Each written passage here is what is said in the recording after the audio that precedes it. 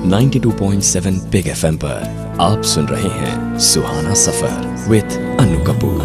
92.7 big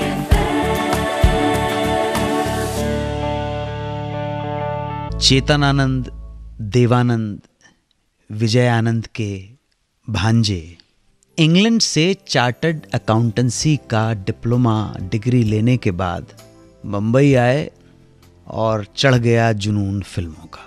मामा जी की film में काम किया और इधर उधर ब्रेक ढूंढने की कोशिश में लगे रहे कि कोई एक प्रॉपर ब्रेक मिल जाए, बन जाऊं हीरो और छू लूं आसमान की ऊंचाइयों को, स्टारडम को हासिल कर लूं। लेकिन बात बन नहीं पा रही थी। इसी दौरान दोस्ती हो गई शबाना आजमी के साथ। शबाना आजमी को मालूम था कि एक्टर तो ऐसे ही हैं, लेकिन बंदा इंटेलिजेंट है। तो शबाना आजमी ने कहीं डायरेक्टली और इनडायरेक्टली प्रोत्साहित किया, इंस्पायर किया कि शेखर बन जाओ तुम डायरेक्टर।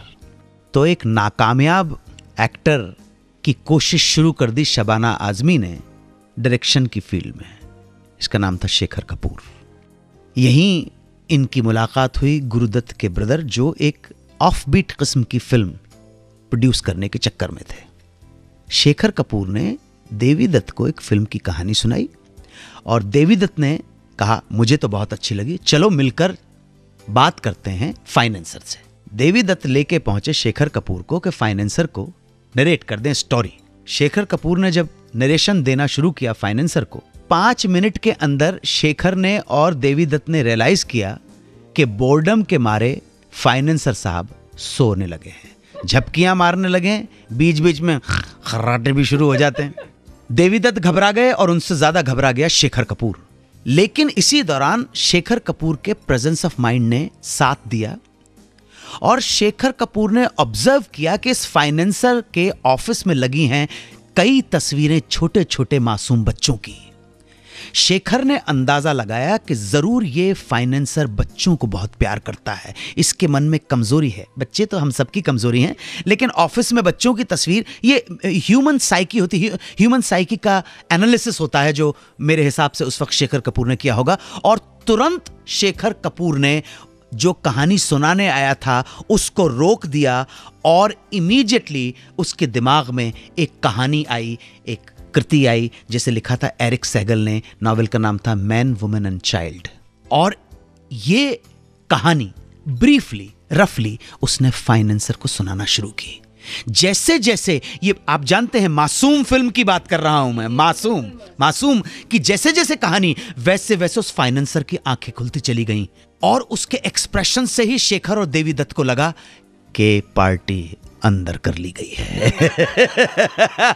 और इस तरह से कुछ ही मिनटों के, कुछ ही क्षणों के, 5 या 10 मिनट के नरेशन के बाद फाइनेंसर ने हाँ कर दी कि वो देवी दत्त के द्वारा प्रोड्यूस और शेखर कपूर के द्वारा डायरेक्टेड मासूम को फाइनेंस करेंगे। R.D. बर्मन का म्यूजिक था, गुलजार ने गीत लिखे थे और शेखर ने शबाना आजमी को तो लेना ही था, नसीरुद्दीन शाह को लिया, सुप्रिया पाठक को लिया। सुप्रिया पाठक आप जानते हैं नसीर की साली हैं।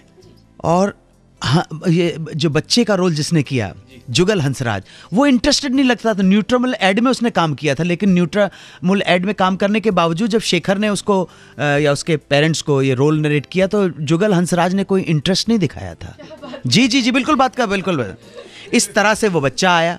उर्मिला मातोंडकर की भी ये पहली फिल्म नहीं थी। इससे पहले Urmila Matondkar as a child artist काम कर चुकी थी। एक तीसरी बच्ची थी जिसका नाम गुलजार साहब ने सजेस्ट किया था। कानपुर की बच्ची है आराधना, उस बच्ची का नाम था। और कहते हैं कि वो सेट के ऊपर उस 83 में बच्ची वो फैज अहमद फैज के शेर सुनाया करती थी। जी और मुझे जी बहुत प्यारी बच्ची थी। बहुत सेंसिटिव कहानी थी और शेखर ने बहुत खूबसूरत फिल्म बनाई है। बहुत सेंसिटिव तरीके से इस फिल्म को डील किया है, डायरेक्ट किया है और बहुत अच्छी बेहतरीन कलाकारी का नमूना आपको देखने मिलेगा शबाना आजमी का, नसीरुद्दीन शाह का। तो इस तरह से एक बेहतरीन फिल्म 1983 में बन के हमारे सामने आई। सईद जाफरी भी हैं इसके अंदर। सईद जाफरी भी है। बेहतरीन पैकेजिंग की है और शेखर कपूर के साथ काम करने का सौभाग्य मुझे भी प्राप्त हुआ मिस्टर इंडिया में। लेकिन जब उस साल की चर्चा होगी तब मिस्टर इंडिया की बात जरूर करेंगे। सुहाना सफ़र विद अन्नू कपूर में आज चर्चा में रहा ईयर 1983। 1983 में यूं तो बहुत सारी फिल्में रिलीज़ हुई। कुछ फिल्मों का जिक्र हमने किया, कुछ नगमे आपके सामने पेश किए, नगमों से जुड़े हुए कुछ हस्तियों की दास्तानें आपके सामने लेकर हम आए इस शो में। अभी शो को एंड करने से पहले, अंजाम देने से पहले 1983 की जो जो फिल्में आई हैं उनके बारे में ब्रीफली चर्चा करेंगे। 92.7 बिग FM पर सुनते रहिए सुहाना सफर विद अन्नू कपूर।